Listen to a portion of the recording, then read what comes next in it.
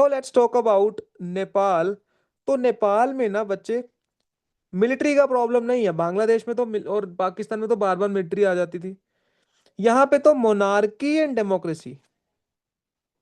तो यहाँ मोनार्की मतलब राजा किंग इश्यूज कर रहा है, यहाँ पे मिलिट्री नहीं इंटरफेयर कर रही, किंग इंटरफेयर कर रहा था। क्या कहानी है देखो जरा। अब जहां पे यहाँ पे देखो colours are, one is red colour, one is white and one is blue. Red colour का मतलब है कि किंग अपनी मनमानी कर रहा है। व्हाइट का मतलब ट्रांजिशन चेंज कुछ होने की बात हो रही है। एंड ब्लू मीन्स कुछ डेमोक्रेटिक बात हो रही है। That's it. कहानी ये है, नेपाल जो था वो एक हिंदू किंगडम था पास्ट में। हिंदू किंगडम मतलब वहां पे एक हिंदू राजा हुआ करता था। बाद में कुछ समय बाद वो एक कॉन्स्टिट्यूशनल मोनार्की बन गया। ध्यान दोगे अब। पहले नेपाल हिंदू किंगडम था। इसका मतलब होता है कि सिर्फ और सिर्फ एक आदमी है वहां पे, वो है किंग, राजा है बस। फिर ये बन गया meanwhile constitutional monarchy. Constitutional monarchy होता है, मोनार्की है तो राजा तो है ही अभी भी, मगर कॉन्स्टिट्यूशनल का मतलब कि साथ में वहां पे अब एक प्राइम मिनिस्टर भी आ गया, पार्लियामेंट भी लग चुका है, बन चुका है। वंडरफुल। मगर राजा गया नहीं है अभी भी। Constitutional monarchy. Initially it was a Hindu kingdom, only monarchy, then it became constitutional monarchy. It means with the institution of king, now prime minister is also there, a parliament is also there. यहां तक सबको clear है? Yes और no? Yes sir. Great.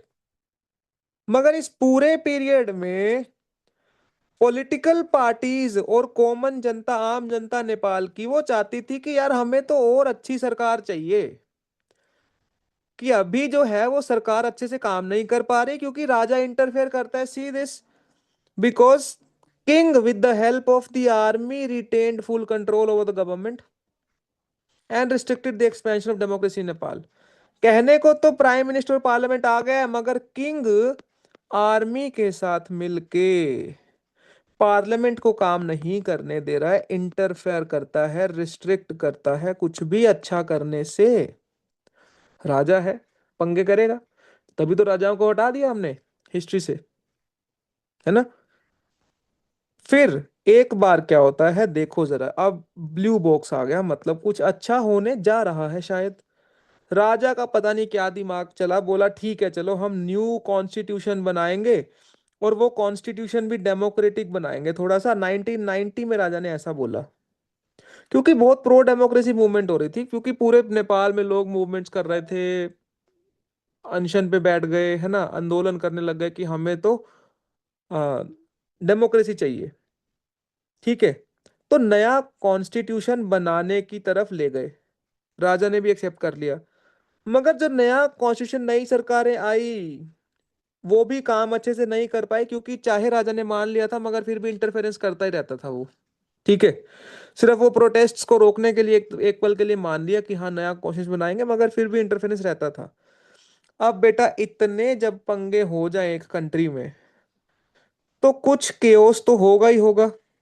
तो नेपाल में वो chaos करने वाले लोग थे माओइस्ट्स। ये माओइस्ट कौन होते हैं? पहली बात तो I hope you know about a person known as Mao Zedong. Who will tell me who this person is? Any one of you, please.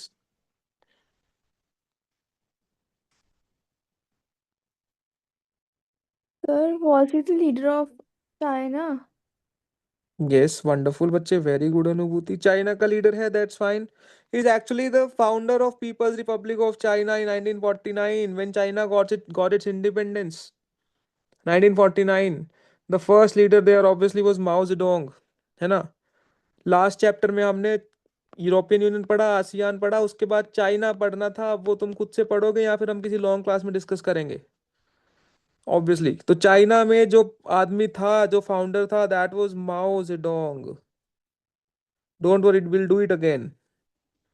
तो ये माओ की आइडियोलॉजी को मानने वाले लोगों को माओइस्ट बोला जाता था। माओवाद इस विचारधारा को भी बोला जाता है, माओइज्म। ये ट्राइबल लोगों के राइट्स की बात करते हैं। ट्राइबल्स होते हैं आदिवासी जो फॉरेस्ट में रहते हैं, इंडिजिनस पीपल, ट्राइबल्स, आदिवासीज। मगर उनको प्रोटेक्ट करने का इनका तरीका अपना है जो माओ जेडोंग बोलता था, और ये थोड़ा वॉयलेंट है। तो नेपाल में माओइस्ट डोमिनेंट होने लगे, और ये आर्म्ड इंसरेक्शन में मानते हैं, मतलब हथियार उठा के मोनार्क के अगेंस्ट और रूलिंग एलीट, मतलब जो ये पार्लियामेंट में लोग हैं, इन सबको आर्म्ड आर्म्स के थ्रू वॉयलेंस करके डरा धमका के अपने हक लेना चाहते हैं। और इनका जो तरीका होता है उसको गुरिल्ला वॉरफेयर बोलते हैं। गुरिल्ला वॉरफेयर होता है जो जंगल में रह के, सी जंगल वाले लोगों के पास, आदिवासी, उसके पास, उनके पास कोई बंदूक गोली कुछ आर्म्स एमिनिशन नहीं है, कोई गोली बारूद नहीं है। वो कैसे लड़ाई करते हैं, अगर तुमने पिक्चरों में देखा है कभी, तो ये अपने ट्रेडिशनल फॉरेस्ट की चीजों को यूज करके लड़ाई करते हैं ना। लकड़ी काट के लकड़ी से कुछ हथियार बना लिए, है ना। थोड़ा सा एक पिट खोद दिया, उसके ऊपर घास रख दी, बिछा दी, या फिर कोई रस्सी का इस्तेमाल करके किसी को उल्टा लटका दिया। तो ये ऐसे चीजों को यूज करके, इसको गुरिल्ला वॉरफेयर बोलते हैं, जो ट्राइबल्स यूज करते हैं। ठीक है। ये है माओइस्ट वहां पे डोमिनेंट हो गए, और ये चीजें वो करने लगे, क्योंकि जब ना तो आर्मी सही, ना तो राजा और आर्मी मिलके डेमोक्रेटिक तरीके से काम नहीं करने दे रहे, और जब केओस हो जाएगा किसी कंट्री में, तो कोई थर्ड ग्रुप आके डोमिनेशन करने लगेगा। ठीक है। तो यहाँ पे माना जाता है कि एक ट्रायंगुलर कॉन्फ्लिक्ट शुरू हो गया। ये ट्रायंगुलर कॉन्फ्लिक्ट पे क्वेश्चन आता है, मैं पहले बता रहा हूँ। एक ट्रायंगुलर कॉन्फ्लिक्ट शुरू हो गया, कहाँ पे, नेपाल में। ठीक है। अब what was that triangular conflict? तीन पार्टीज कौन है जो लड़ रही हैं? पहला ग्रुप तो, एक तो हो गया माओइस्ट्स, और ये माओइस्ट तो दोनों से लड़ रहा है। किससे? किंग से भी लड़ रहा है। किंग के साथ कौन है? आर्मी, है ना। तो ये हो गया मोनार्क, मोनार्की। और दूसरी तरफ कौन है? डेमोक्रेट्स, जो डेमोक्रेसी चाहते हैं। Example the prime minister, the parliament, और जो इनके सपोर्टर्स हैं। ये ट्रायंगुलर कॉन्फ्लिक्ट यहाँ पे शुरू हो गया। ठीक है। और जब ये ट्रायंगुलर कॉन्फ्लिक्ट हुआ, भाई राजा को गुस्सा चढ़ा। राजा ने 2002 में पार्लियामेंट को एबॉलिश कर दिया, कि जो थोड़ी बची कुची आजादी वहां पे थी, दैट एग्जिस्टेड देयर, डेमोक्रेसी थोड़ी बहुत थी, उसको भी खत्म कर दिया। बोले ज्यादा लड़ाई करनी है ना, ये लो अभी जो पार्लियामेंट है, हाउस ऑफ रिप्रेजेंटेटिव्स है, लोकसभा उनकी वहां पे जो थी, उनको भी हटा दिया, बात खत्म। बोले भाड़ में जाओ। मगर ऑब्वियसली लोगों ने इसके खिलाफ बहुत ज्यादा प्रोटेस्ट किया। ये ईयर याद रखो, 2002 में किया ऐसा राजा ने। मगर जब बहुत प्रोटेस्ट हुए तो 2006 में अल्टीमेटली राजा को फिर से फोर्सफुली, क्योंकि प्रोटेस्ट बहुत ज्यादा हुए डेमोक्रेसी के लिए, तो राजा को रिस्टोर करना पड़ा वही हाउस ऑफ रिप्रेजेंटेटिव्स, पार्लियामेंट जो खत्म कर दिया था, डिसॉल्व कर दिया था। इन 2002 इट वाज अगेन रीस्टोर्ड। ठीक है। और इस समय जो प्रोटेस्ट हुए थे ना, ये 2006 में, उसमें कौन लीड कर रहा था? एसपीए। एसपीए की फुल फॉर्म है सेवन पार्टी अलायंस। एसपीए, कुछ माओइस्ट ग्रुप भी थे, और कुछ सोशल एक्टिविस्ट भी थे, समाज सुधारक लोग होते हैं ना, ये सारे मिलके प्रोटेस्ट कर रहे थे। और ये बिल्कुल नॉन वायलेंट मूवमेंट थी, और अल्टीमेटली राजा को मानना पड़ा। और फिर 2008 में नेपाल ने कॉन्स्टिट्यूएंट असेंबली बनाई। What is a constituent assembly? Who will tell me? What is a constituent assembly? Any one per of you? जब कॉन्स्टिट्यूशन बनता है तो जो उससे पहले मतलब असेंबली बनती है, group of yes people yes, that's जो राइट बच्चे, that's right, right, I got your point. The group of people who are entitled the task who are entitled with the task of making the constitution, those are that is known as constituent assembly, है ना। तो 2008 में नई constituent assembly बनाई गई राजा ने। Great बच्चे। ठीक है। कि नया कॉन्स्टिट्यूशन नेपाल के लिए बनाना है, और 2008 में Nepal became a democratic Republic. अब नेपाल क्या बन गया? एक democratic Republic. See this. Nepal शुरू में मैंने क्या बताया था, क्या था? एक हिंदू किंगडम था जिसमें सिर्फ राजा था। फिर वो बना कॉन्स्टिट्यूशनल मोनार्की जिसमें राजा भी है, साथ में प्राइम मिनिस्टर भी है। मगर अब 2008 में नेपाल क्या बन गया? क्वेश्चन आएगा एमसीक्यू में। When Nepal became a democratic republic. Democratic republic का मतलब होता है now there is no king, only prime minister. ठीक है, दैट्स इट। पहले सिर्फ राजा, फिर राजा के साथ प्राइम मिनिस्टर, अब राजा खत्म, सिर्फ प्राइम मिनिस्टर है ना। सो दिस कंप्लीट जर्नी ये हमने पढ़ा। ठीक है। अच्छा, 2008 में फिर नया कॉन्स्टिट्यूशन बनाने की बात भी हुई। 2015 में नया कॉन्स्टिट्यूशन इनका बन के रेडी हुआ। अभी रिसेंटली 2015 में नया कॉन्स्टिट्यूशन बना है। ठीक है। और 2015 का मतलब अभी टोटल 10 साल भी नहीं हुए ढंग से, है ना। और यही आगे देखोगे तो क्वेश्चन भी आएगा कि चैलेंजेस क्या है नेपाल की डेमोक्रेसी को, which is an NCERT question, बार बार आता है। और इस साल भी ये इंपॉर्टेंट हो जाता है, कारण क्योंकि नेपाल में भी अभी पीछे ही पिछले महीने जेनजी रेवोल्यूशन हुआ है, प्रोटेस्ट हुए हैं, रिमेम्बर और नॉट? किसको किसको पता है वहां पे जेनजी रेवोल्यूशन हुआ है? जेनजीज ने प्रोटेस्ट किया था। Do you know this, yes yes और no? Sir, yes sir. Yes, sir. Yes. Yes sir.